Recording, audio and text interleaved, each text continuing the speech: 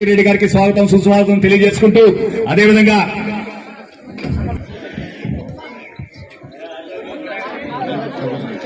చలపతి నాయుడు గారిని పట్టణ అధ్యక్షులు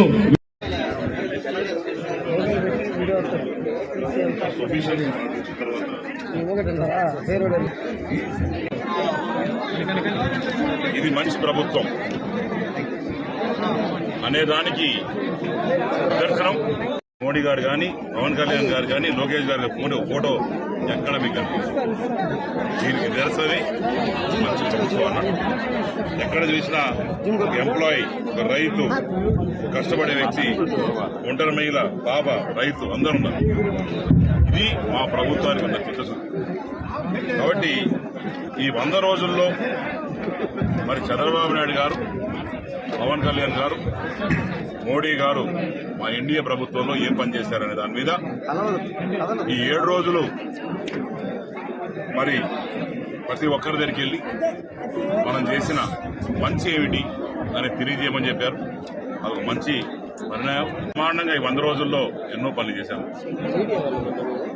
మరి స్వామివారి గుడిని ప్రక్షాళన చేశాం. మొదటి నెల 1,83,00,000 రెండో నెల 2,13,00,000 ఇప్పటికి ఈ నెల 1,84,00,000 ఈరోజు రావడం జరిగింది. ఇవన్నీ కూడా డబ్బులు పాత ప్రభుత్వం ఎక్కడ పోతున్నాయని అడుగుతున్నాయి. ప్రజలందరూ ఆలోచించాలి. నేను పలుమార్లు చెప్పాను, శివయ్య కూడా లేడు ఇక్కడ, కాళాస్తి వెళ్ళిపోయినాడు, ఆయన కూడా దోచుకొని తింటున్నారని చెప్పి.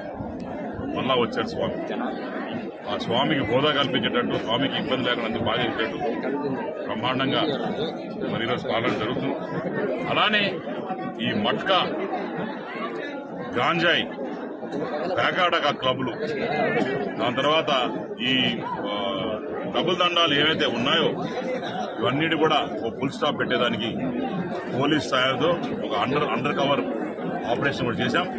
ఆ అండర్ కవర్ ఆపరేషన్లో 22 కిలోలు గాంజా దొరికింది. నేను చెప్తా ఉన్నాను ముందు నుంచి, ఈ మధుసూదన్ రెడ్డి గాంజా అమ్ముకుంటున్నాడు, డబ్బు తింటున్నాడు. అప్పుడు ఆ రోజు మరి నమ్మారు, నాకు ఓట్లేశారు. ఆ నమ్మకాన్ని ఈరోజు ప్రూవ్ చేస్తూ 22 కిలోలు గాంజాయి కొట్టంపేట మండలంలో ఒక ఇంట్లో దొరికిందంటే ఎంత వాళ్ళు చేస్తా ఉంటారు ఒకసారి ఆలోచించండి.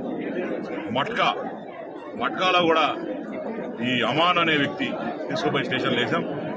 ఆయన పోతే మొత్తం చెప్పినాడు బయట ఎక్కడెక్కడ ఏమేం చేస్తున్నాడు. ఈ గాంజా వ్యాపారాలతో కూడా మరి ఈ అసలు సురేష్ అని చెప్పి, సుమతి అని చెప్పి, మళ్ళా బియ్యంపల్లిలో ఇద్దరు నాగరాజ్ అని చెప్పి, ఇలాంటి ఒక 5-6 మంది పేర్లు కూడా వస్తున్నాయి. సాయి అని చెప్పి. సో ఇవన్నీ కూడా ఎవరిని వదిలిపెట్టే సమస్య లేదు. ఆల్రెడీ సురేష్ అనే అతన్ని లోపలేసినారు. ఇంకా మిగతా వాళ్ళని కూడా తీసుకొని లోపలేసే పరిస్థితి ఉంది. ఇక ఆఖరికి ఈ టీ షాపులలో, కూల్ డ్రింక్ షాపులలో కూడా మద్యం పెట్టి అమ్ముతూ ఉంటారు లేట్ నైట్స్. అవన్నీ కూడా జరుగుతూ ఉన్నాయి. ఇవన్నీ కూడా అండర్ కవర్ ఆపరేషన్ జరుగుతున్నాయి.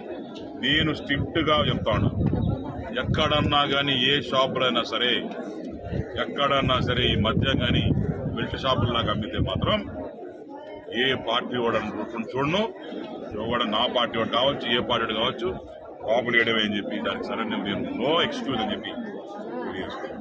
అలానే గాంజాయి వాళ్ళు కూడా చెప్తున్నారు, ఎక్కడన్నా గాంజాయి దొరికితే మాత్రం అతనికి వాళ్ళకి భర్త పూజ మాత్రం తప్పదు. పోలీస్ స్టేషన్లో వేసి వాయించడం మాత్రం ఏదో కేసు పెట్టేస్తారులే, ఎవరితో చెప్పించుకోవచ్చు, డబ్బు పడేస్తే వచ్చేస్తారు అనుకోవద్దండి. నేను పర్సనల్గా మానిటర్ చేస్తున్నాను. ఎవరిని వదిలిపెట్టే సమస్య ఉండదని చెప్పి హౌసింగ్ కూడా నిన్న లోకేష్ అంతా నిన్న వచ్చినారు. ఎక్కువ హౌసింగ్ గురించి కూడా చెప్పాను. మరి డబ్బులు కొడుతుంది కాబట్టి ఇంకొక నెలన్నర లోపల ఎక్కువ హౌసింగ్ కూడా తీసుకొని 7,000 చిల్లర ఇల్లులున్నాయి. ప్రతి పేదవాడికి ఇచ్చి నేను న్యాయం చేస్తాను. అలానే ఇంకో మాట కూడా చెప్తున్నా, నేను పాదయాత్ర పోయినప్పుడు చాలా మంది నాకు చెప్పారు, నేను ₹1,00,000 కట్టాను, ఈ రోజు కూడా నా డబ్బులు నుంచి ఈఎంఐ నుంచి తీసుకుంటున్నారు, ఏం చేయాలి? తప్పకుండా ఎవరైతే డబ్బు కట్టున్నారో వాళ్ళందరికీ కూడా మొదటి విడతలో ఇచ్చేటట్టు చేస్తారని చెప్పి చెప్తాను. ఇక అన్ని దగ్గర తిని పందికొక్కకి తిరుమల లడ్డు మీద వాసన పోయింది. ఈ నుంచి మళ్ళీ పాకుండా పోయి తిరుమలకు పోయి ఆ లడ్డు కూడా తినే స్టార్ట్ చేసి ఈ పందుకుక్క ఎవరగా మన జగన్మోహన్ రెడ్డి టీం పందుకుక్కలన్నీ కూడా ఎన్నో మొదటి. దీంట్లో నేను ఏమంటున్నానంటే స్వామి వారు అందరి స్వామి, కుల మత భేదాలు లేకుండా ముస్లిమ్స్ కావచ్చు, క్రిస్టియన్స్ కావచ్చు, ఏ కులపోడైనా హిందువులు కావచ్చు, అందరూ కూడా పూజించే ఏకైక స్వామి వెంకటేశ్వర స్వామి. అక్కడ కూడా మనసుకి వచ్చింది. మొన్న రిపోర్ట్ నిన్న లోకేష్ అంతా కూర్చొని రిపోర్ట్ చూపిస్తుంటే నిజంగానే కడుపు తిప్పింది నాకైతే. ఏం జరుగుతుందా, పంది కొవ్వుతోని ఆయిల్ తీసి దాంట్లో మిక్స్ చేశారు.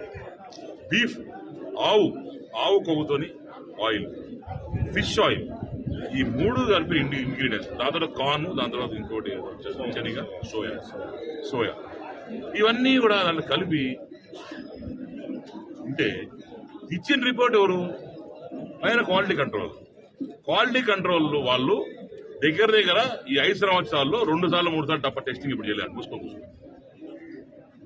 అసలు ఎందుకు మీరు మార్చాల్సి వచ్చింది? పాతది ఏదైతే ఉండిందో కర్ణాటకకు ఉండిందో అది తీసి మళ్ళీ తమిళనాడు, కర్ణాటక నంది ఉండిందో ఎందుకు మార్చాల్సి వచ్చింది? కమిషన్ల కోసం. ఈ రోజు కూడా పొద్దున అమిత్ షా గారు, నడ్డా గారు కలిసి మీటింగ్ పెట్టారు. తప్పకుండా దీని మీద చర్య తీసుకుంటామని చెప్పి అందరు భక్తుల మనోభావాల్ని దృష్టిలో పెట్టుకొని చేస్తాము, ఎవరున్నా సరే ఉపేక్షించమని చెప్పిన అమిత్ షా గారు నేను సెల్యూట్ కొడుతున్నాను. తప్పకుండా ఇలాంటి రాబందుల్ని కఠినంగా శిక్షించాలి. నన్ను అడిగితే ఏ ఊర్లో ఆ ప్రజలు ఆ వైసీపీ నాయకుడు ముఖం మీద ఉంచాలి.